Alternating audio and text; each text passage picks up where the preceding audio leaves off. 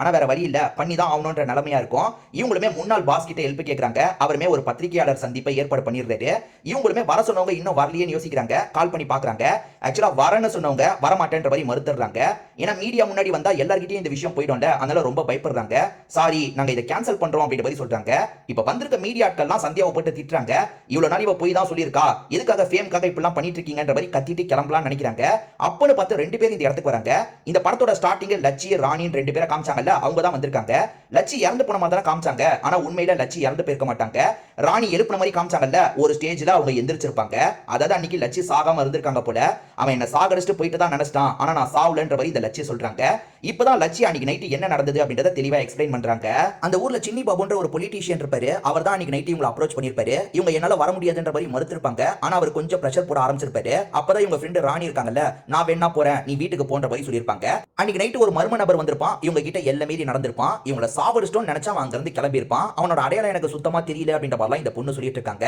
ஆனா இந்த பொண்ணு சொல்றத மீடியாக்கள் ஏத்துக்க மாட்டாங்க. என்ன மேடம் நீங்களே ஆக்டிங்காக ஒருத்தங்களை கூட்டு வந்திருக்கீங்களான்ற மாதிரிலாம் கேட்டுட்டு இருக்காங்க. நான் சொல்றதெல்லாம் உண்மைதான், இதுதான் நடந்தது. என்னோட ஃப்ரெண்ட் போலீஸ் ஸ்டேஷன்ல போய் கம்ப்ளைண்ட் கொடுத்தா, ஆனா கம்ப்ளைண்ட் எடுத்துக்கலன்ற மாதிரி சொல்றாங்க. சரி யார்கிட்ட கொடுத்தீங்கன்னு இங்க இருக்க மீடியாக்கள் கேக்குறாங்க. இப்ப ஐஜியா இருக்கார்ல, அவர்கிட்ட தான் கொடுத்தோம் அப்படின்ற மாதிரி சொல்றாங்க.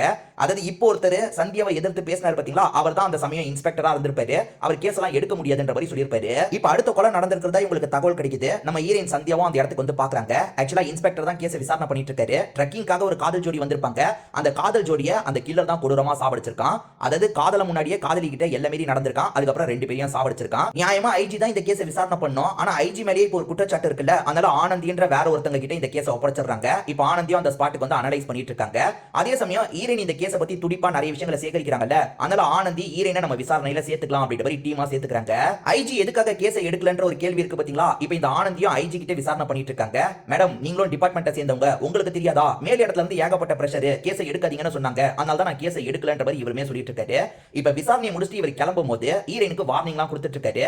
நீ இப்ப அமர்னு ஒருத்தனை கல்யாணம் பண்ணிக்க போறல, அவனோட அப்பாவும் நானும் ஃப்ரெண்டு தான். உங்க கல்யாணத்தை கெடுக்கணும்னு நினைச்சா நான் கெடுக்கலாம், ஆனா நான் அப்படி பண்ண மாட்டேன்னு வார்னிங் கொடுத்துட்டு போறாரு. அந்த சின்னி பாபுவை பொறுத்த வரைக்கும் இப்ப பெரிய பொலிட்டீஷியனா மாறி இருப்பாரு. நிறைய கொலைலாம் இவர் பண்ணிட்டு இருக்க மாதிரி நமக்கு காட்டுறாங்க. இன்னொரு பக்கம் நம்ம ஹீரோயினும் டீமா சேர்ந்து விசாரணை பண்ணிட்டு இருக்காங்க.